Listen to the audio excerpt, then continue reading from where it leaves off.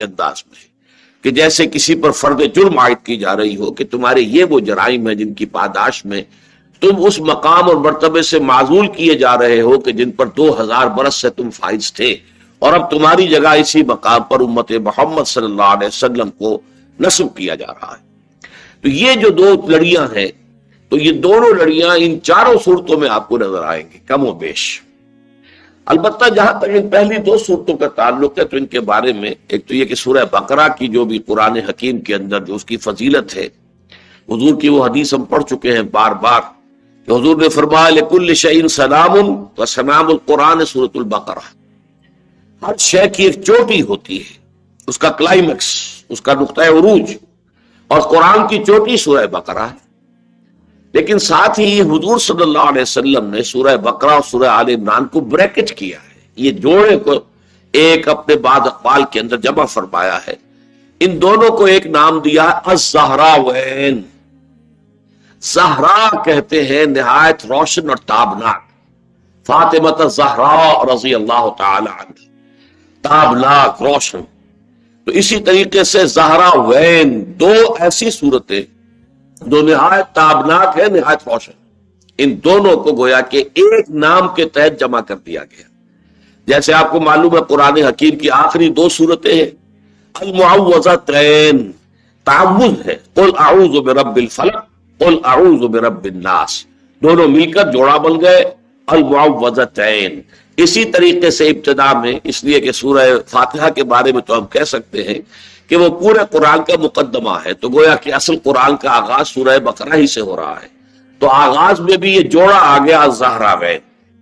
ان دونوں کے لیے احادیث میں کچھ ایسی باتیں آئی ہیں کہ عجیب سا نقشہ سامنے آتا ہے کہ قیامت کے دن ان دونوں صورتوں کا ظہور ہوگا میدان حشر میں، یا تو دو بدلیوں کی صورت میں جو ان لوگوں پر سایہ کریں گی جو ان سے محبت کرتے تھے، ان کو پڑھتے رہتے تھے، ان کے ساتھ ان کا ایک شغل جاری رہتا تھا، ان پر سایہ کریں گی جس دن کے کوئی سایہ کسی کو نہیں ملے گا، اس روز میدان حشر میں جو ہے ان پر سایہ کریں گی۔ یا کہیں کہا گیا جیسے کہ دو جھنڈ ہوتے ہیں کہ پرندوں کے جھنڈ، کوئی بہت بڑا جھنڈ ہو تو وہ بھی اصل میں سایہ بن جاتا ہے، تو دو جھنڈوں کے مانند وہ ظاہر ہوں گی اور اپنے چاہنے والوں اور اپنے پڑھنے اور تلاوت کرنے والوں پر سایہ کریں گی۔ میں وہ حدیث آپ کو سنا رہا ہوں، یہ مسلم شریف کی روایت ہے حضرت ابو امامہ باہلی رضی اللہ تعالی عنہ سے، قال سمعت رسول اللہ صلی اللہ علیہ وسلم یقول اقرأوا القرآن فإنه يأتي يوم القيامة شفيعا لأصحابه اقرأوا الزهراوين البقرة وآل عمران فإنهما تأتيان يوم القيامة كأنهما غمامتان أو غيايتان أو كأنهما فرقان من طير صواف تحاجان عن صاحبهما۔ حضور نے ارشاد فرمایا، مسلم شریف کی روایت ہے، قرآن پڑھا کرو اس لیے کہ وہ قیامت کے دن وہ شفیع بن کر آئے گا، گواہ بن کر اور سفارشی بن کر آئے گا ان لوگوں کے لیے کہ جو قرآن سے محبت کرنے والے تھے اور قرآن کو پڑھا کرتے تھے۔ پھر آپ نے دوبارہ فرمایا اقرأوا الزہراوین، خاص طور پر دو نہایت تابناک اور روشن صورتوں کی تلاوت کیا کرو، قرات کیا کرو، البقرہ و آل عمران۔ یہ دو صورتیں کون سی ہیں زہراوین؟ سورۃ البقرہ اور سورۃ آل عمران۔ فإنہما تأتیان یوم القیامہ، اس لیے کہ وہ ظاہر ہوگی قیامت کے دن، کأنہما غمامتان او غیایتان، دونوں کے ایک ہی معنی ہے، گویا کہ وہ دو بدلیاں ہیں، دو بادلوں کے ٹکڑے ہیں، اور کأنہما فرقان من طیر صواف، اور یا ایسے ہوں گی جیسے کہ یہ دو جھنڈ ہیں پرندوں کے کہ جو بالکل ایک جھنڈ کی شکل میں آئے ہیں، اور ان کا تحاجان عن صاحبہما، اور یہ دونوں محاجہ کریں گے اللہ تعالیٰ کے ساتھ، جھگڑا کریں گے، اے اللہ یہ بندے تیرے جو ہیں یہ تو ہم سے بڑی محبت کرتے تھے، ہمیں پڑھا کرتے تھے، ہماری تلاوت کرتے تھے، راتوں کو کھڑے ہو کر ہمیں اپنے تہجد میں پڑھتے تھے، اے اللہ ان پر رحم فرما اور ان کی تمام خطاؤں سے درگزر فرما دے۔ تو تحاجان عن صاحبہما۔ ایک اور روایت ہے کہ جو مسلم شریف میں بھی ہے، ترمذی میں بھی، حضرت نواس بن سمعان رضی اللہ تعالی عنہ سے، قال سمعت رسول اللہ صلی اللہ علیہ وسلم یقول یؤتی یوم القیامت بالقرآن واہلہ الذین کانوا یعملون بہ فی الدنیا، قیامت کے دن لائے جائے گا قرآن بھی اور وہ بھی کہ جو اس کے ماننے والے، پڑھنے والے، سمجھنے والے، عمل کرنے والے تھے۔ तक़द्दुमुहु सूरतुल बक़रा व आल इमरान, और उनके आगे आगे आगे आगे आ रही होंगी दो सूरतें, सूरतुल बक़रा और सूरह आल इमरान। रसूलुल्लाह सलासत अमसालिन मा नसीतुहुन्न बअद। तो ये रावी कहते हैं कि हुजूर ने फिर इन दोनों के लिए 3 मिसालें, तमसीलें दी, जिन्हें फिर उसके बाद में कभी भूल नहीं सका। क़ाल कअन्नहुमा गमामतान औ ज़ुल्लतान। हुजूर ने फरमाया कि या तो वो 2 बदलियों के मानिंद होंगी या 2 साहिबानों के मानिंद होंगी। सवादान बैनहुमा सौदावान बैनहुमा शर्क़, 2 बदलियां होंगी जिनके जो स्याह होंगी ताकि पूरी तरह वो साया कर दें अपने नीचे लोगों पर, या 2 जो है वो साए होंगे पूरी तरीके से घने साए, लेकिन दरमियान में रोशनी होगी, यानी नजर आ जाए कि ये एक खेमा ये, एक खेमा ये एक सूरत है सूरतुल बक़रा और ये दूसरा है वो और सूरह आल इमरान है।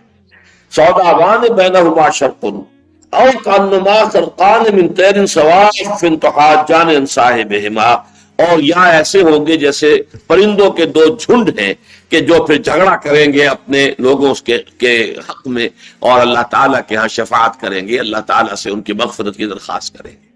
तो ये 2 सूरतें इस एतबार से जो है, एक तो ये हमारे सामने आया कि इनकी अपनी फजीलत और इनकी अजमत क्या है, और दूसरी ये कि दोनों में कुछ ऐसा आपस का रब्त है गहरा कि उन दोनों को एक नाम ज़हरावैन, ज़ुल्लतान या गमामतान, क़यायतान या ये कि फ़रक़ान, ये तमाम जो है तस्निया के सीगे आ रहे हैं, तो ये दोनों को बात बहुत ही जुड़ी हुई। दूसरी बात नोट ये कीजिए कि जिस तरीके से सूरह बक़रा 2 हिस्सों में मुनक़सिम थी, पहले हिस्से में असल जुज़ जो है खिताब का वो अहले किताब में से बनी इसराइल यहूद की तरफ, दूसरे हिस्से में खिताब असलन उम्मत मुस्लिमा की जानिब। बैन ही उसी तरह यह सूरह मुबारका भी 2 हिस्सों में मुनक़सिम है, बल्कि वहां तो आपको एक फर्क नजर आता है कि पहला हिस्सा है उसके अंदर आयतें कम है, गालिबन 123 है, और दूसरे हिस्से के अंदर आयतें बहुत ज्यादा हैं, 150 के लगभग है। अगरचे रुकू जो है वो पहले हिस्से के अंदर जो है वो 18 है और दूसरी में वो 22 रुकू है, नहीं बल्कि आयतें जो है दूसरे हिस्से में कम है, पहले हिस्से में ज्यादा है, ये एक तवाज़ुन उसमें हो गया है। लेकिन यहां आप देखेंगे कि तकरीबन मसावी है, 200 आयतें कुल है, 101 आयतों पर मुश्तमिल है पहला हिस्सा और 99 आयत पर मुश्तमिल है दूसरा हिस्सा। इधर भी 10 रुकू है, उधर भी 10 रुकू है, बिल्कुल बराबर की तकसीम। पहले हिस्से में रूह सखुन ज्यादातर जो है वो अहले किताब के दूसरे ग्रोह यानी नसारा की तरफ है, अगरचे दोनों के साथ भी गुफ्तगू है, यहूद से भी नसारा से भी, लेकिन मेन खिताब जो है वो नसारा से है, और दूसरे हिस्से में तमाम तर खिताब जो है वो मुसलमानों से है। पहला हिस्सा जो है वो फिर 3 हिस्सों में मुनक़सिम है, सूरह बक़रा के हिस्से अव्वल की तरह। पहले में 31 आयत आती है, फिर 31 आयत, पहले में 32 है, फिर 31 है, फिर 38 आयत है, ये 101 बन जाती है। दूसरे हिस्से में 2 रुकू पहले, फिर 6 रुकू, फिर 2 रुकू, ये जो 10 रुकू बनते हैं, इस तरीके से तकसीम है। ये गोया के वर्टिकली सारी की सारी तकसीम हो रही है। अच्छा, वो सूरत नहीं है जो सूरह बक़रा में है कि जो निस्फ़े सानी है वो हॉरिजॉन्टल उसके अंदर तकसीम है कि 4 लड़ियां हैं चल रही हैं और आपस में वो गुथी हुई नहीं। यहां पर पहले 2 रुकुओं का अलहदा मज़मून है, फिर 6 रुकुओं का अलहदा मज़मून है, और उसके बाद फिर 2 रुकुओं का अलहदा मज़मून है। गोया कि सारी तकसीम जो है वर्टिकल है। एक और बात नोट कीजिए कि इन दोनों सूरतों का आगाज हुरूफ मुक़त्तआत अलिफ लाम मीम से हुआ है। एक और शय जो मुश्तरक है वो ये है कि इन दोनों सूरतों के शुरू में कुरान मजीद की अज़मत का बयान है। एक और कदर मुश्तरक यह है कि दोनों के आखिर में निहायत जामे दुआएं आती हैं।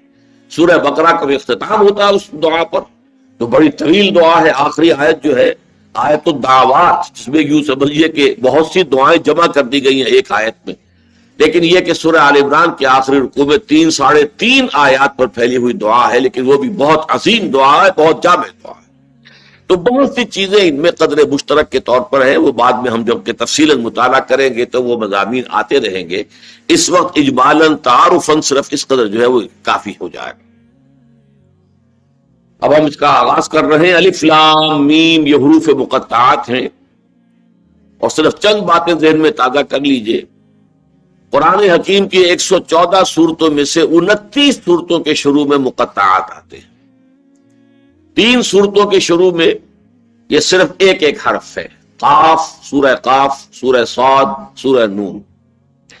لیکن 11 صورتوں کے شروع میں دو دو ہیں. 13 صورتوں کے شروع میں تین تین حروف آتے ہیں. 6 ان میں سے الف لام میم پر مشتمل. الف لام میم سے شروع ہونے والی 2 صورتیں تو یہ بالکل آغاز میں آ گئی، سورۃ البقرہ اور سورۃ آل عمران. 4 صورتیں مکیات ہیں، سورہ قصص، سورہ عنکبوت، سورہ روم اور سورہ عنکبوت، سورہ روم، سورہ لقمان اور سورہ سجدہ. 4. تو اس طریقے سے یہ 6 اور اس کے علاوہ الف لام را 3 حروف پر مشتمل 5 صورتیں ہیں. طاسیم میم یہ بھی دو صورتیں ہیں کہ جو 3 حروف پر مشتمل ہیں. 2 صورتیں ہیں کہ جو 4 حروف پر ہیں، الف لام میم را، الف لام میم صاد. اور 2 صورتیں ہیں کہ جو 5 حروف سے آغاز جن کا ہوتا ہے، کاف ہا یا عین صاد، ہا میم عین سین قاف. تو 29 صورتیں ہیں. اور اس کے حوالے سے ذرا ایک بات کے حوالے سے اس کو یاد رکھنا آسان ہے کہ عربی کے جو الفابیٹس ہیں، الف با تا، ان کے بارے میں 2 آراء ہیں. یہ 29 ہیں یا 28 ہیں.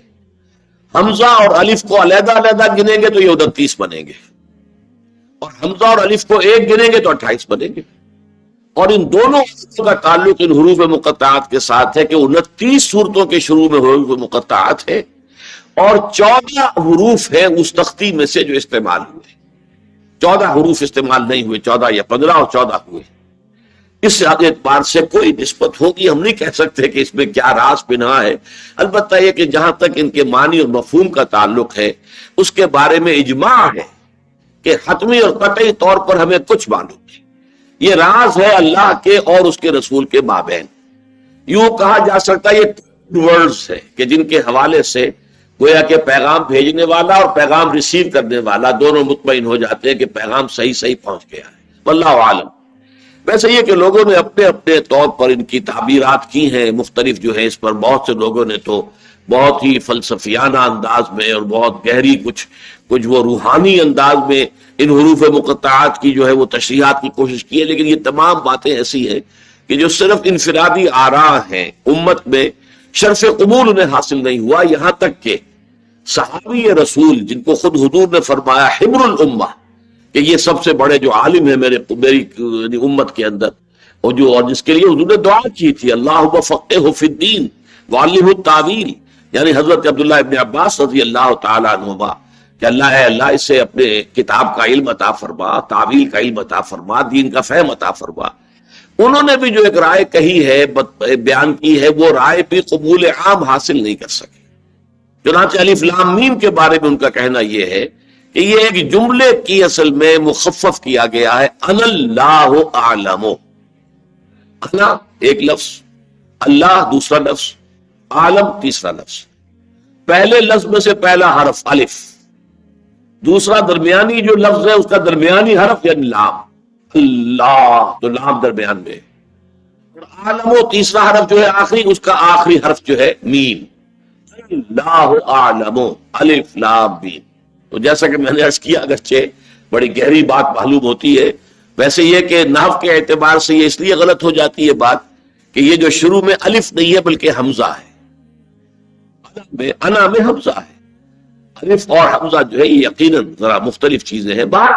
میں صرف یہ مثالاً آپ سے عرض کر رہا تھا کہ حبر الامہ حضرت عبداللہ ابن عباس رضی اللہ تعالی عنہ کے قول کو بھی امت نے قبول نہیں کیا ہے. اجماع اس پر ہے کہ اس کے حقیقی اور یقینی اور حتمی مفہوم کو اللہ اور اس کے رسول کے سوا کوئی نہیں جانتا. الف لام میم لا الہ الا هو الحی القیوم. اب یہ ٹکڑا تو وہ ہے جو بڑی تفصیل سے پڑھ چکے ہیں آیت الکرسی میں، اور زیادہ دن نہیں ہوئے ہیں ہمیں آیت الکرسی کا مطالعہ کیے ہوئے. اللہ وہ ہستی ہے جس کے سوا کوئی الہ نہیں. الہ کے میں تینوں باتیں آپ کے سامنے رکھ چکا ہوں. ایک تو وہ جو حاجت روا ہو، مشکل کشا ہو، جس کی طرف انسان رجوع کرتا ہے، جیسے کہ کوئی بچہ جو ہے وہ اپنی ماں کی طرف لپکتا ہے حفاظت کے لیے بھی اور اپنی غذا کے لیے بھی، ایسے ہی جس ہستی کی طرف بھی انسان رجوع کرتا ہے اپنی ضرورتوں میں، اپنی تکالیف میں، وہ اس کا الہ ہے. یہ کہ الہ وہ ہے بالغانہ عشق جس سے ہو، جو محبوب حقیقی بن جائے. تو لا مطلوب الا اللہ، لا مقصود الا اللہ، لا محبوب الا اللہ. اللہ کے معنی یہ بھی ہے متحیر ہو جانا، اللہ وہ ہستی ہے کہ جس کی حقیقت کو کوئی نہیں جان سکتا۔ تو یہ تینوں مفہوم ہے کہ ایک عام انسان کا تصور الہ ہے، رازق ہے، مشکل کشا ہے، تکلیف کا رفع کرنے والا ہے، روزی رساں ہے، یہ اللہ کا تصور اس کے سامنے عام آدمی کا تو یہی ذہنی تعلق ہوتا ہے اللہ کے ساتھ۔ ایک صوفیہ کا تعلق ہے لا محبوب الا اللہ، لا مطلوب الا اللہ، لا مقصود الا اللہ، اور ایک پھر فلاسفہ کا معاملہ ہے کہ جس پین بردانت کے ہست کچھ نہیں جان سکتے اللہ کی ذات کے بارے میں، ہم سوائے اس کے کہ بس ہم یہ کہہ سکتے کہ ہاں ہے بس، اور کچھ نہیں۔ دور بینان بارگاہ الست جس پین بردانت کے ہست۔ تو یہ تینوں چیزیں جو ہے، یہ عجیب ہے لفظ حقیقت عربی زبان کا، جو ان تینوں گوشوں کا اور تینوں تصورات کا احاطہ کر رہا ہے۔ اسی الہ پر الف لام داخل ہوا تو اللہ بن گیا۔ اللہ وہ ہستی ہے جس کے سوا کوئی الہ نہیں، الحی القیوم، وہ زندہ جاوید ہے اور سب کو تھام کر رکھنے والا ہے۔ یہ دو اسماء بھی آ چکے آیت الکرسی میں، اللہ لا الہ الا هو الحی القیوم، اور وہاں میں تفصیل سے آپ کو بتا چکا ہوں کہ ان دو اسماء کے بارے میں گمان غالب ہے کہ اللہ کے اسم اعظم ہے، اس لیے کہ ایک حدیث میں آتا ہے کہ اللہ کا ایک اسم اعظم وہ ہے کہ اس کے حوالے سے جو دعا اس سے کی جاتی ہے وہ لازماً قبول ہو جاتی ہے، لیکن یہ کہ حضور نے تعین کے ساتھ نہیں بتایا کہ وہ کون سے نام ہے، بلکہ نشاندہی کر دی وہ 3 صورتوں میں ہے، سورہ بقرہ میں، سورہ آل عمران میں، سورہ طٰہٰ میں۔ یہ بالکل اسی طرح کی بات ہے جیسے لیلۃ القدر کے بارے میں یہ نشاندہی تو کر دی کہ وہ رمضان میں ہے، رمضان کے آخری عشرے میں ہے، اس کی طاق راتوں میں ہے، تعین نہیں کیا تاکہ لوگ تلاش کریں، محنت کریں، تو جو اندہ یا بندہ جو تلاش کرے گا پالے گا۔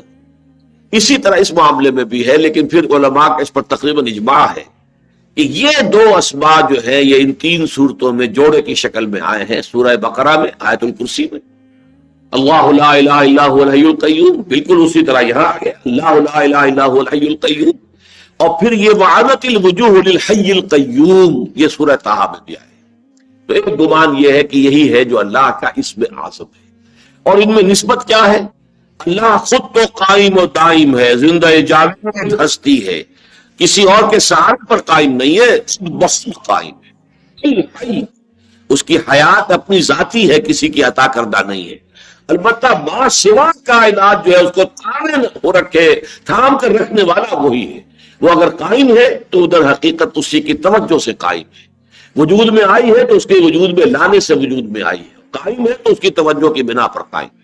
یہ گویا کہ اللہ اور ما سوا اللہ، ان کے مابین جو ایک گہرا ربط اور تعلق ہے وہی رسما میں ہے، اللہ لا الہ الا هو الحی القیوم۔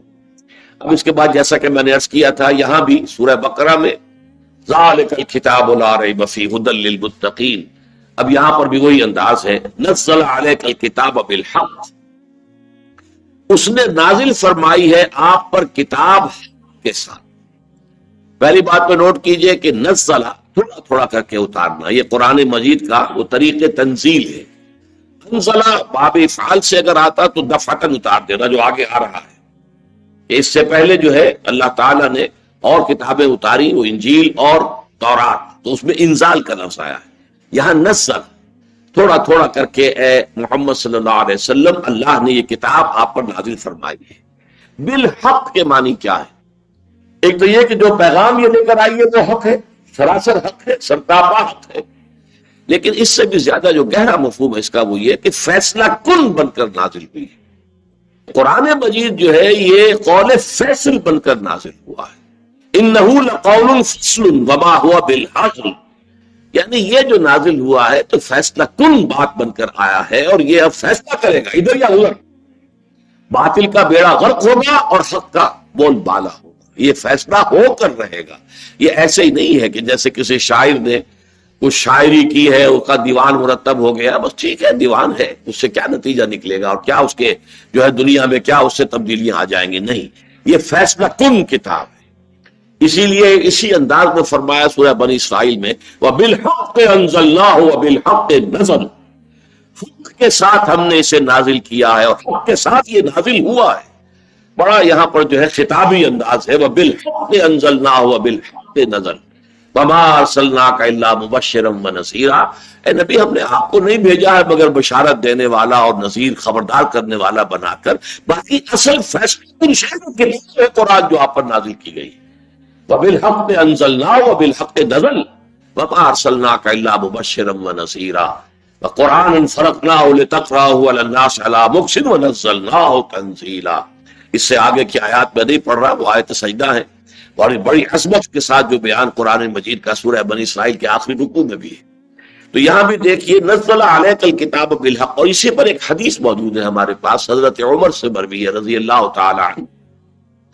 حضور نے ارشاد فرمایا، مسلم شریف کی روایت ہے، ان اللہ یرفع بهذا الکتاب اقواما ویضع به آخرین، اللہ اسی کتاب کے ذریعے سے قوموں کو اٹھائے گا، ابھارے گا، بام عروج پر پہنچائے گا، ترقی دے گا، اور اسی کتاب کو چھوڑنے کی وجہ سے انہیں ذلیل اور خوار اور رسوا کر دے گا۔ یعنی اب یہ فیصلہ کن شے بن کر نازل ہوئی ہے، اسی میں تلیں گی قسمتیں قوموں کی اور امتوں کی۔ فرمایا نزل علیک الکتاب بالحق مصدقا لما بین یدیہ، اور یہ تصدیق کرتے ہوئے آیا ہے اس کی کہ جو اس کے سامنے موجود ہے۔ اس کا ایک مفہوم تو عام طور پر جو سب مترجمین نے اور مفسرین نے لیا وہ بھی صحیح ہے کہ قرآن تصدیق کرتے ہوئے آیا ہے تورات کی، انجیل کی، کہ واقعی وہ بھی اللہ کی کتابیں تھیں، اللہ نے نازل کی تھیں، وہ بھی منزل من اللہ تھیں، تو گویا کہ قرآن مصدق ہے ان کا۔ لیکن ایک اور مفہوم جو اس سے گہرا ہے اور بہت پیارا مفہوم ہے وہ یہ ہے کہ قرآن مصداق بن کر آیا ہے ان پیشین گوئیوں کا جو تورات اور انجیل میں تھی۔ تورات میں جو ذکر ہے حضور صلی اللہ علیہ وسلم کی بعثت کا، گویا کہ وہ ابھی تک انفلفلڈ پروفیسی تھی جب تک کہ قرآن نہیں آیا، تو گویا کہ قرآن نے آ کر اس کو فلفل کیا، اس پروفیسی کو۔ جو کتاب استثناء میں 18ویں باب کی 18ویں آیت ہے، جس میں کہ تورات میں اس میں لکھا ہے کہ اللہ تعالیٰ نے حضرت موسیٰ سے فرمایا کہ میں ان لوگوں میں، ان کے بھائیوں میں سے انہی کے مانند ایک رسول اٹھاؤں گا جس کے منہ میں اپنا کلام ڈالوں گا، اور پھر وہ بات جو ہے لوگوں تک پہنچائے گا۔ یہ جو ہے میں نے شاید آپ کو پہلے بتایا بھی ہے کہ 3 سال قبل ہمارا ٹینا جو ہے تنظیم اسلامی نارتھ امریکہ کا اجتماع ہوسٹن میں تھا۔ یہ امریکہ کا، یونائٹڈ اسٹیٹس آف امریکہ کا جنوبی ساحل پر ایک شہر ہے بڑا۔ تو وہاں ہم نے ایک سیشن میں ایک عیسائی عالم اور ایک یہودی عالم کو بلایا تھا۔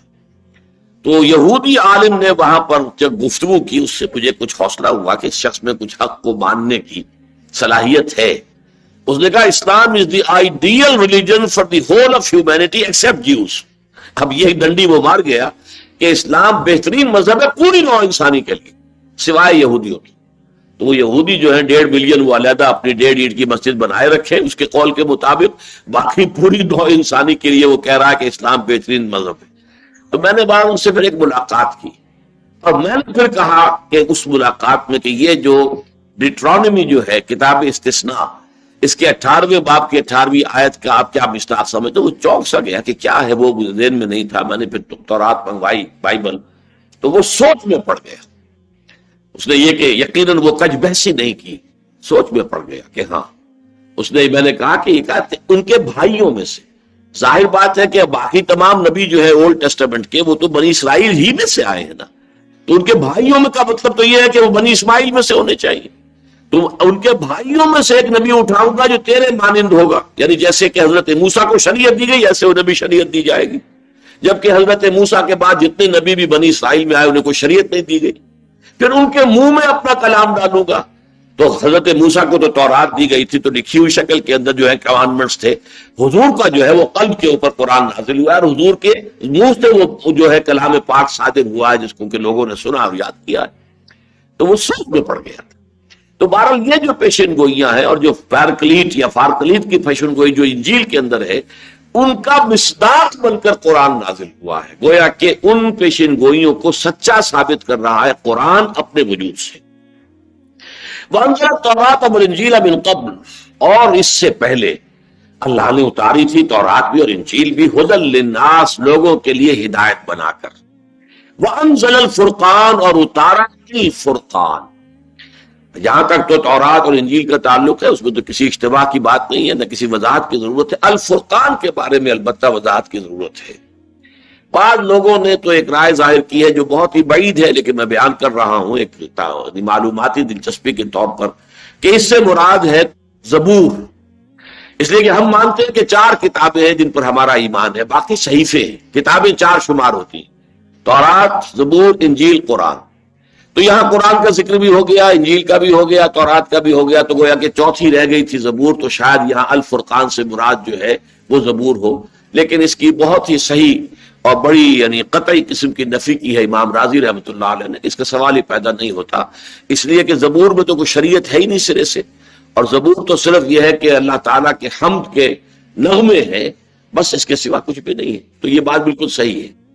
ایک رائے یہ ہے کہ در حقیقت یہ فرقان سے مراد در حقیقت ان تینوں کتابوں کی طرف ذکر ہو رہا ہے، کہ ان تینوں کتابوں میں ایک طرف ہدایت بھی ہے اور فرقان بھی ہے۔ ہدایت اور فرقان ایک ہی شے کے 2 پہلو ہیں، ایک یہ کہ راستے کی آپ کو جو ہے وہ سوجھ بوجھ عطا ہو جائے کہ ادھر جانا ہے، ادھر نہیں جانا ہے، سیدھے جانا ہے، دائیں کی گلی میں نہیں مڑنا ہے اور آگے جائیں گے، اور آگے جا کر آپ کو ایک جو ہے وہ چوک ملے گا بتی والا، اس سے بائیں مڑنا، یہ ہدایت ہے جو ہو رہی ہے کہ یہ آپ کو راستے کے خد و خال بتائے جا رہے ہیں۔ ایک ہے وہ اندرونی سوجھ بوجھ جو انسان کو عطا کر دی جاتی ہے، بصیرت باطنی، کہ جس سے کہ حق اور باطل میں فرق کرنا۔ یہ قرآن ہو، تورات ہو، انجیل ہو، ان تینوں کا وصف یہ ہے کہ یہ ہدایت پر بھی مشتمل ہے، اور یہ تینوں ہی در حقیقت الفرقان بھی ہیں کہ حق و باطل میں امتیاز کی صلاحیت پیدا کرتے انسان کے اندر۔ ایک رائے یہ ہے کہ اس سے مراد معجزات ہیں، امام راضی رحمۃ اللہ علیہ نے اس کو زیادہ جو توجہ دی ہے اور یعنی ترجیح دی ہے کہ اس سے مراد الفرقان سے مراد ہے کسی شے کی حقانیت کو ثابت کر دینے والی شے۔ یوم الفرقان کہا گیا یوم بدر کو، کہ واضح ہو گیا بالکل کہ اللہ کی مدد کس کے ساتھ ہے، کہ 313 نہتے اور غیر مسلح لوگ جو ہیں انہیں 1000 کیل کانٹے سے لیس اور پورے لاؤ لشکر سمیت آنے والا جو تھا گروہ اور فوج، اس کے اوپر اللہ تعالیٰ نے ایسی فتح مبین عطا فرمائی، یوم الفرقان ہو گیا۔ تو الفرقان سے مراد ہے کہ تمام کے اندر جو صلاحیت ہے فرق کر دینے کی حق اور باطل میں اور نیکی اور بدی کے اندر، اور ایک یہ کہ یہ معجزات ہیں کہ جن سے کہ ثابت ہو جاتا ہے کہ کوئی شے، کوئی کتاب اللہ کی طرف سے نازل ہوئی ہے۔ بہرحال یہ مختلف آراء ہے، اور ایک رائے یہ ہے کہ اس سے مراد اصل میں قرآن ہے، جس کا کہ دوبارہ ذکر کیا جا رہا ہے۔ قرآن چونکہ اب آخری حتمی قطعی یقینی اور محفوظ کلام قیامت تک رہنے والا ہے، لہذا تینوں کتابوں کے ذکر کے بعد پھر دوبارہ انزل الفرقان قرآن مجید کی طرف اشارہ کیا گیا۔ واللہ اعلم۔ ان الذین کفروا بآیات اللہ لہم عذاب شدید۔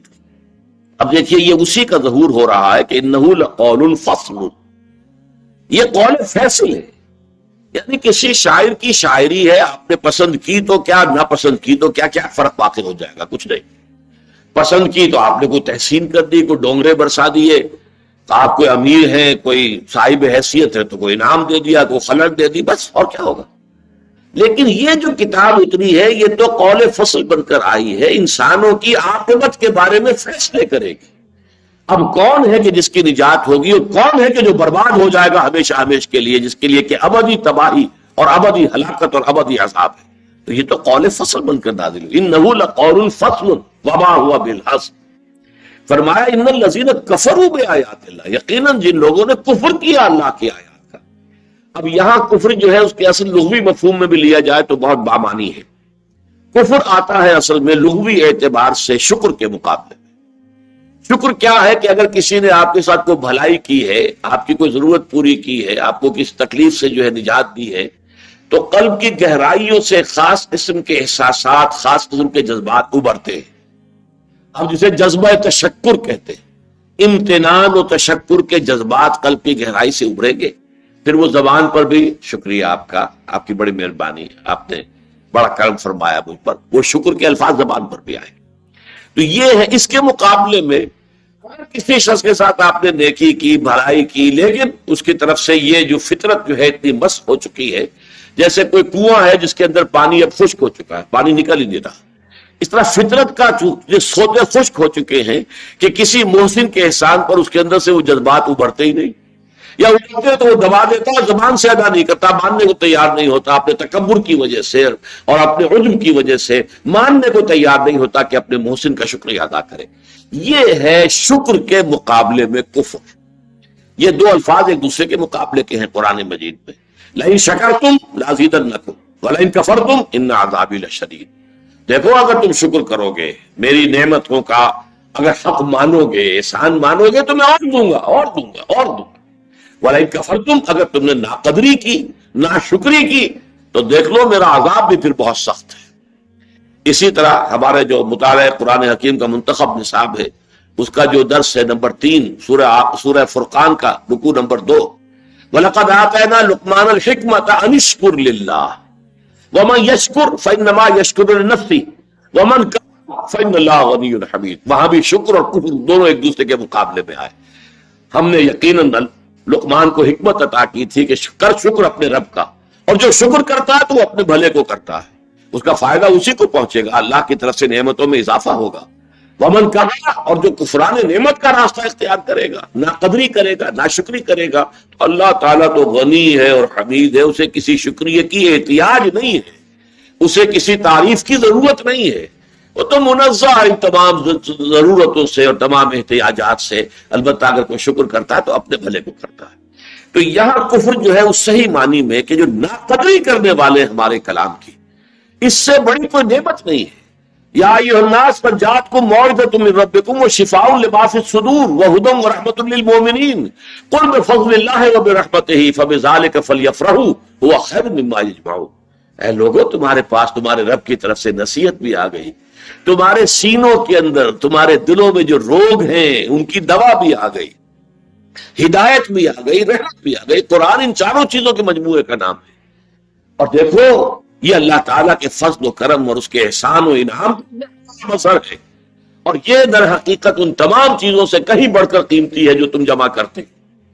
تو یہ قیمتی شے ہے۔ اب جو اس قیمتی شے کی ناقدری کریں گے، اس ناقدری کی انتہائی شکل ہے انکار کر دینا، نہیں مانتے، یہ کلام ہے ہی نہیں اللہ کا، یہ تو انہوں نے خود گھڑ لیا ہے۔ یہ گویا کہ اور بلکہ قرآن مجید میں جب دو لفظ آتے ہیں ایک دوسرے کے ساتھ جڑ کر، وَالَّذِينَ كَفَرُوا وَكَذَّبُوا بِآيَاتِنَا، وہاں کفر جو ہے یہ بنیادی مفہوم ہے، ناقدری کرنا، ناشکری کرنا، اور جھٹلانا جو ہے یہ گویا کہ چوری اور سینہ زوری، یہ سینہ زوری ہو گئی، نہیں نہیں نہیں، یہ ہے ہی نہیں اللہ کا کلام، یہ غلط کہہ رہے ہیں، یہ انہوں نے خود گھڑ لیا، یہ تکذیب ہے۔ ایک ہے کفر، ایک ہے تکذیب۔ وَالَّذِينَ كَفَرُوا وَكَذَّبُوا بِآيَاتِنَا، یہ دو الفاظ جب جڑ کر آتے ہیں تو اس طریقے سے اپنے مفہوم کی تکمیل کرتے ہیں۔ ان الذین کفروا بآیات اللہ لہم عذاب شدید، ان کے لیے ہے عذاب بہت سخت۔ واللہ عزیز ذو انتقام، اللہ زبردست ہے اور انتقام لینے والا ہے۔ اللہ تعالیٰ کی شان جہاں یہ ہے کہ وہ غفار بھی ہے، ستار بھی ہے، ودود بھی ہے، کریم بھی ہے، سب ساری شان، غفور بھی ہے، لیکن ساتھ ہی عزیز ذو انتقام، زبردست انتقام لینے والا، اس کا انتقام بھی بہت شدید ہے۔ انا من المجرمین منتقمون، یہ سورہ سجدہ کی آیت جو ہے، ومن اظلم ممن ذکر بآیات ربہ انا من المجرمین منتقمون، اس سے بڑھ کر ظالم اور کون ہوگا جسے اس کے رب کی آیات کے ذریعے سے یاد دہانی کرائی جائے پھر بھی اس کا انکار کرے، اعراض کرے۔ ایسے مجرموں سے تو ہم یقیناً انا من المجرمین منتقمون، یہ تو وہ مجرم ہے جن سے انتقام لے کر رہیں گے۔ ان اللہ لا یخفی علیہ شیء فی الارض ولا فی السماء، یقیناً اللہ پر کوئی شے مخفی نہیں ہے، نہ زمین میں اور نہ آسمان میں، ہر شے آن واحد کی طرح اس کے سامنے ہے، اس کے لیے نہ کوئی ماضی ہے، نہ حال ہے، نہ مستقبل ہے، آن واحد، ڈیوریشن، ایبسولوٹ ٹائم، جس میں یہ ماضی حال مستقبل کی تقسیم نہیں ہے۔ مستقبل تمہارے لیے بہت دور کی شے ہے، اللہ فرماتے ہیں ہمارے سامنے ہے۔ انہم یرونہ بعیدا ونراہ قریبا، یہ تو دیکھ رہے ہیں اس کو بہت دور بہت دور بہت دور، ہم تو اس سے اپنے بالکل سامنے دیکھ رہے ہیں، ہمارے تو قریب موجود ہے۔ تو یہ اللہ تعالیٰ کا وہ علم ہے۔ ان اللہ لا یخفی علیہ شیء فی الارض ولا فی السماء هو الذی یصورکم فی الارحام کیف یشاء، وہی ہے جو تمہاری تصویر بناتا ہے، نقشہ کشی کرتا ہے رحموں کے اندر، تمہاری ماؤں کے پیٹوں کے اندر، جیسے چاہتا ہے۔ جیسی چاہا شکل بنا دیا، جیسی چاہی ناک بنا دی، جیسی چاہی آنکھ بنا دی، چھوٹی بڑی، ناک جو ہے ستواں ہے یا کچھ اور طرح کی ہے، جو چاہ بنا ہے نقشہ، وہ نقشہ گر وہی المصور، یہ اللہ تعالیٰ کے ناموں میں سے المصور، البارئ المصور، الخالق البارئ المصور، خالق بھی ہے، باری بھی ہے، مصور بھی ہے، نقشہ کشی بھی کرتا ہے، فنیشنگ ٹچز اسی نے دیے ہیں، ہمارے خد و خال اسی نے بنائے ہیں۔ تو وہ تمہاری ماؤں کے پیٹوں میں تمہاری نقشہ کشی کرتا ہے، تمہارے نقوش بنا دیتا ہے جیسے چاہتا ہے۔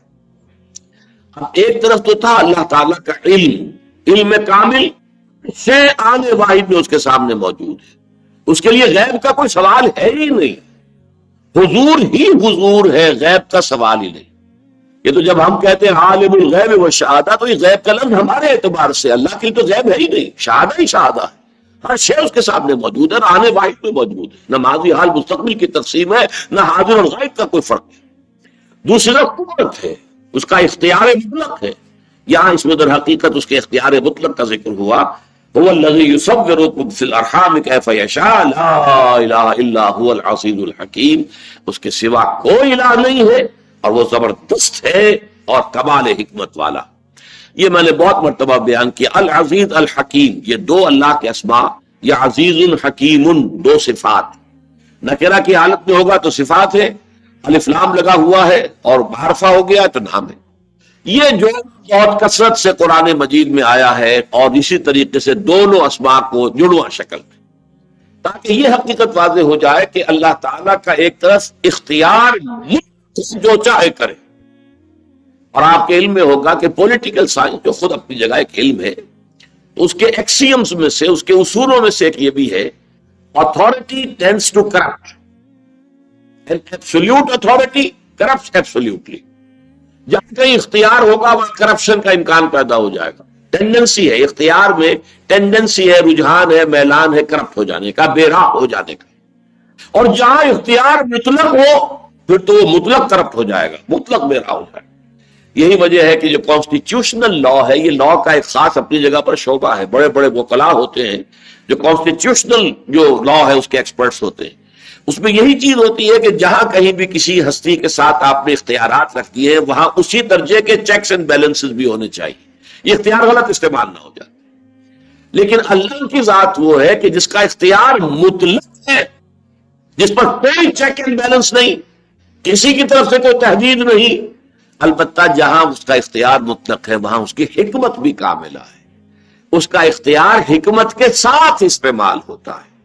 اس میں بھی وضاحت کر دوں، پہلے بھی میں نے بارہا کی ہے کہ کبھی میں شروع میں کہہ دیا کرتا تھا کہ اس کا اختیار حکمت کے تحت استعمال ہوتا ہے، یہ مناسب نہیں ہے۔ اللہ تعالیٰ کی تمام صفات اور تمام شانیں، اللہ کے اسماء مطلق ہیں، کوئی کسی کے تابع نہیں، بیک وقت برابر موجود ہیں، ان میں سے کوئی کسی کے تابع نہیں، لہذا یہ کہنا صحیح نہیں ہے کہ اس کا اختیار اس کی حکمت کے تابع ہے، بلکہ یوں کہیں گے ساتھ ہے۔ جہاں ایک طرف اس کا اختیار مطلق ہے، وہی اس کی حکمت کاملہ بھی جو ہے وہ اس کے ساتھ موجود ہے، لہذا اس کے غلط استعمال ہونے کا کوئی امکان نہیں۔ هو الذی انزل علیک الکتاب منہ آیات محکمات ہن ام الکتاب واخر متشابہات۔ اب یہ بہت اہم مسئلہ ہے قرآن مجید کے بارے میں جو یہاں بیان ہو رہا ہے، وہی ہے کہ جس نے اتاری ہے یہ کتاب اے محمد آپ پر، جس میں کچھ آیتیں تو ہیں محکم جو اصل کتاب کی جڑ ہیں، اساس ہیں، بنیاد ہے، وہ اخر متشابہات، اور دوسری ہے جو متشابہ ہے۔ قرآن حکیم کی آیات کی ایک تقسیم یہ ہے جو یہاں ہو رہی ہے، یہ یوں نہ سمجھیے کہ تمام آیات یا اس یا اس کیٹیگری میں چلی جائیں گی، نہیں، بلکہ یہ خاص اعتبار سے ان دو کیٹیگریز کو ایک دوسرے کے مقابل لایا گیا۔ ایک وہ آیات ہیں کہ جن کا مفہوم بالکل واضح ہے، جن میں کسی شک و شبے کی گنجائش نہیں، کوئی اشتباہ وارد ہوتا ہی نہیں، اور ایک وہ آیات ہے کہ جن کے ایگزیکٹ مفہوم کے تعین کے اندر دقت آتی ہے۔ اب کیوں سمجھیے یہ کیوں ہے اور کیسے ہے، اور اس میں تقسیم کی بنیادی جو ہے وہ بنیاد کیا ہے، بنیادی وجہ کیا ہے۔ دیکھیے مثلاً آیات محکمات میں اجماع ہے کہ تمام آیات احکام جو ہے وہ آیات محکمات ہیں، یہ کرو یہ نہ کرو، یہ حلال یہ حرام، یہ واجب یہ فرض، یہ محکمات ہیں، اس لیے کہ سارے دین کی جڑ بنیاد یہی تو ہے نا۔ قرآن ہدایت بن کر نازل ہوا، ہدی للناس ہے، ہدی للمتقین ہے، اور ہدایت کے لیے کیا کرنا ہے کیا نہیں کرنا، کدھر جانا کدھر نہیں جانا ہے، یہی تو اس کا اصل موضوع ہے۔ لہذا اپنی اس ہدایت عملی کے ضمن میں قرآن محکم ہے، پختہ ہے، واضح ہے، مبرہن ہے، کسی شک و شبہ کی گنجائش نہیں۔ البتہ قرآن مجید اس عالم غیب کی بھی خبریں دیتا ہے جس کا ہمیں کوئی اندازہ نہیں، ہمارا کوئی تجربہ نہیں، وہ بالکل جدا عالم ہے، عالم غیب۔ فرشتے ہیں کیسے ہیں، کس طرح کے، ہم نہیں جان سکتے۔ وہ ایک ایسا عالم ہے جس کا ہمیں کوئی تجربہ ہوا ہی نہیں۔ گزر ان کا ہوا کب عالم اللہ اکبر میں، ہمارا گزر ہی نہیں ہوا اس میں۔ اللہ کی ذات و صفات، قبر میں کیا ہو رہا ہے کیا ہوگا، عالم برزخ میں کیا ہے کیا ہوگا، قیامت کے دن کے حالات و واقعات، ان کی کیا اصل حقیقت ہوگی، کیا نوعیت ہوگی، جنت کی نعمتوں کی حقیقت کیا ہے، دوزخ کے عذاب کی کیا کیفیت ہے، کہ وہ آگ بھی ہے اور وہ جلا بھی رہی ہے لیکن مارتی بھی نہیں ہے، لا تبقی ولا تذر، لیکن یہ ہے کہ موت بھی نہیں آتی۔ پھر یہ کہ اسی کے اندر سے، اس کی تہ میں سے وہ درخت بھی نکلا ہوا ہے، وہ زقوم کا درخت جو ہے وہ جنت جہنم کے سب سے نچلے طبقے سے ابھر کر آتا ہے اوپر۔ اب یہ کیفیات وہ ہیں جن کو ہم صحیح سمجھ نہیں سکتے، اس لیے یوں سمجھ لیجئے کہ پہلی تقسیم تو یہ ہے کہ آیات الاحکام وہ آیات محکمات ہیں، واضح، کھلی، مبرہن، روشن، کسی شک و شبہ اور کسی اشتباہ سے بالکل پاک اور صاف۔ البتہ عالم غیب کی چیزیں، اب ظاہر بات ہے ان کا کچھ نہ کچھ اجمالی علم ہمیں نہیں ہوگا تو ہم سیدھے راستے پہ چل ہی نہیں سکتے۔ اگر آخرت کا یقین نہیں ہوگا تو ہم دنیا کے اندر غلط راستے پہ پڑ جائیں گے۔ جنت اور دوزخ کا ہمیں علم ہوگا تبھی تو ہمارے اندر طلب پیدا ہوگی جنت کے حصول کی اور دوزخ سے بچنے کی۔ لہذا اس عالم کا کچھ نہ کچھ علم دینا ہمیں ضروری ہے ہماری ہدایت کے لیے۔ ہماری جو علمی بنیاد بنتی ہے ہدایت کی وہ تو وہی ایمانیات ہیں، اور ان ایمانیات کا تعلق کل کا کل عالم غیب سے ہے۔ اب دیکھیے ایمانیات میں سے ہم یہ کہہ سکتے ہیں کہ حضور پر ایمان جو ہے کم سے کم صحابہ کے لیے ایمان بالغیب نہیں تھا، لیکن حضور تو ان کے سامنے موجود تھے۔ واقعہ یہ کہ حضور پر ایمان صحابہ کے لیے بھی عالم غیب کی شے ہے، لیکن وہی آتے تو کسی نے نہیں دیکھی نا۔ وہی ہے جس کی بنا پر یہ محمد ابن عبداللہ ابن عبد المطلب جو ہے یہ محمد الرسول اللہ بن گئے صلی اللہ علیہ وسلم، وہ تو وہی ہے، اور وہی عالم غیب کی شے ہے۔ نہ جبرائیل کو کسی نے دیکھا اور نہ وہی کیسے آ رہی ہے اس کا کسی کو تجربہ ہوا، لہذا یہ عالم غیب کی شے ہے۔ اس لیے سورہ بقرہ میں شروع فرمایا تھا ہدی للمتقین الذین یؤمنون بالغیب، یہ ہدایت ہے ان متقیوں کے لیے جو غیب پر ایمان رکھتے ہو۔ تو ایمان کا تو سارا دار و مدار ہے ایمان بالغیب پر، اور ایمان بالغیب میں جن چیزوں کو ہم مانتے ہیں ان کا کسی حقیقت کا تعین ہم دنیا میں نہیں کر سکتے، وہ ہمارے تجربے سے ماوراء ہے۔ وہ آیات جو ہے جو عالم برزخ کی ہیں، جو عالم آخرہ کی ہیں، یہ سب کی سب جتنی چیزیں یہ سب متشابہات میں سے، یا فرشتے اور ان کی حقیقت کا معاملہ ہے، یا یہ کہ ذات و صفات باری تعالیٰ کے معاملے، یہ آیات متشابہات۔ اس میں ایک کیٹیگری اور بھی آتی ہے آیات متشابہات کی جنہیں ہم کہیں گے کہ وہ عارضی طور پر متشابہ ہوتی ہیں۔ مثلا سائنٹیفک فینومینا جو ہے اس کائنات کی تخلیق کے ضمن میں، یا اس کائنات میں جو فزیکل فینومینا ہیں ان کے بارے میں قرآن مجید میں اشارے آئے، لیکن وہ اشارے جو ہیں بعض تو آج تک بھی ہم پر واضح نہیں ہے۔ مثلا 7 سماوات، 7 آسمان، کیا معلوم ہمیں؟ اللہ نے لکھا ہے، قرآن میں بار بار لکھا ہے، ہم مانتے ہیں، اللہ نہ خیر صلی اللہ، لیکن یہ کہ ہمیں اس کی حقیقت کا کوئی پتہ نہیں ہے۔ ہو سکتا ہے کہ ابھی کوئی 100 برس بعد یا کچھ اور عرصے بعد کوئی حقیقت ایسی سامنے آئے کہ روشن ہو جائے، ہماری اندر جو ہے روشنی آ جائے کہ واقعی یہ تھی وہ بات جسے قرآن نے 7 آسمانوں سے تعبیر کیا، ورنہ اس سے پہلے کل فی فلک یسبحون، ہر شے تیر رہی ہے۔ اب ظاہر بات ہے کہ آج سے 500 سال پہلے، اب قرآن تو آج سے 1400 برس قبل آیا ہے، اس وقت تو لوگوں نے اس کو یقین کیا بس کہ قرآن کہتا ہے کہ ہر چیز تیر رہی ہے تو تیر رہی ہوگی۔ نہ بھی زمین کا پتا تھا کہ یہ تیر رہی ہے، نہ بھی چاند کا پتا تھا کہ وہ تیر رہا ہے، نہ سیاروں کا، نہ یہ پتا تھا کہ ایٹم کے اندر بھی وہ جو الیکٹرونز ہیں وہ تیر رہے ہیں اور مسلسل حرکت میں ہیں۔ کل فی فلک یسبحون، اب یہ آیت اس وقت متشابہات میں سے تھی، آج متشابہ نہیں رہی، بلکہ آج اس کا مفہوم ہم پر واضح ہو گیا۔ اور ہو سکتا ہے کہ آج بھی جو چیزیں اس عالم خلق کی چیزیں جو ابھی ہمارے علم میں نہیں آ سکیں، جن کی اصل حقیقت کو ہم ابھی نہیں سمجھ پائے، وہ آیات متشابہات میں شمار کی جائیں گی، لیکن عین ممکن ہے کہ آگے چل کر وہ آیات متشابہات کی فہرست سے نکل کر آیات محکمات پہ آ جائے۔ تو یہ تھوڑی سی بات ذہن میں رکھیے۔ اب یہاں آگے فرمایا هو الذی انزل علیک الکتاب منہ آیات محکمات ہن ام الکتاب، یہ جملہ بڑا اہم ہے۔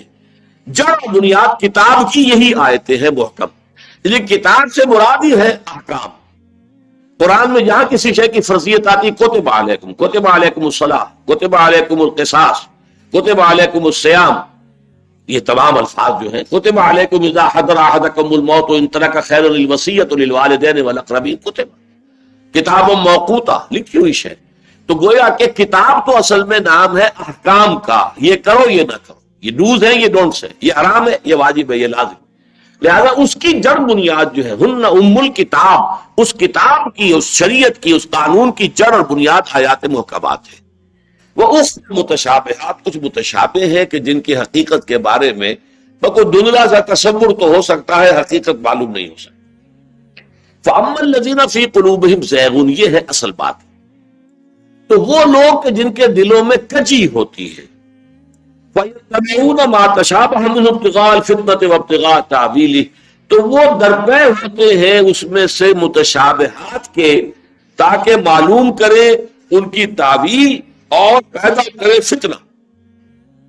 جن کے دلوں میں کجی ہوتی ہے وہ آیات متشابہات پر غور بھی کر رہے ہیں، لکھ بھی رہے ہیں مضامین اور مقالے اور یہ اور وہ، اس کا یہ مفہوم ہے، اس کا یہ مفہوم لوگوں نے نہیں سمجھا، تو ہمارے اسلاف جو ہیں وہ تو کودن تھے، پاگل تھے، کچھ بات سمجھا ہی نہیں ہے۔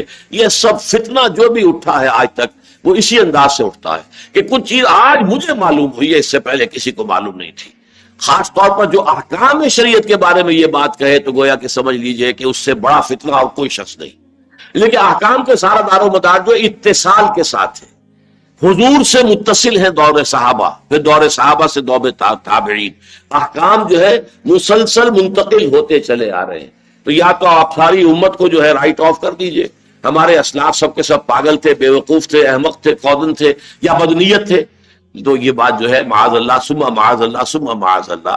تو یہ تسلسل جو ہے شریعت کا، یہ در حقیقت یہ جو لوگ تو اصل میں چاہتے ہیں ہدایت کو، تو ان میں زیادہ اہمیت سے کے ساتھ توجہ دیں گے، اس پر غور کریں گے، لیکن جن کے دلوں میں کچی ہو، عجب ہوتا ہے، کوئی نئی بات کہوں، کوئی ایسی بات کہوں ڈنکا بج جائے کہ فلاں شخص جو ہے واقعی صاحب اس نے جو بات کہی ہے وہ تو آج تک کسی نے کہی نہیں تھی۔